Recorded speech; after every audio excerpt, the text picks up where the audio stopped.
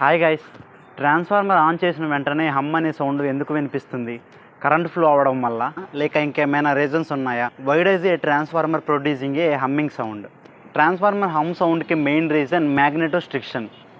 Transformer core అనేది silicon steel లామినేషన్స్తో తయారు చేస్తారు.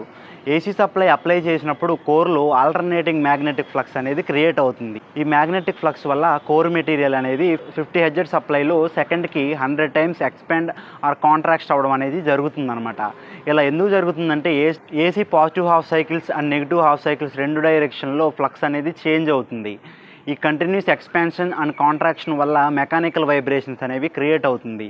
ఆ వైబ్రేషన్ అనేది ట్రాన్స్ఫార్మర్ ట్యాంక్ మరియు సరౌండింగ్ ఎయిర్కి ట్రాన్స్ఫర్ అయ్యి హమ్ అనే సౌండ్ అనేది వినిపిస్తుంది అనమాట. లోడ్ ఎక్కువైతే మ్యాగ్నెటిక్ ఫోర్స్ కొంచెం పెరిగి వైబ్రేషన్స్ కూడా ఇంక్రీజ్ అవ్వచ్చు. లూజ్ లామినేషన్స్, లూజ్ బోల్ట్స్ లేదా ఏజింగ్ వల్ల కూడా ఇలాంటి సౌండ్ అనేది వినిపిస్తుంది అనమాట ఎక్కువగా.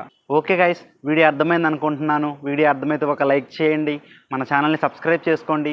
ఇంకొక ఇంట్రెస్టింగ్ టాపిక్తో మళ్ళీ కలుద్దాం. Stay tuned, bye bye.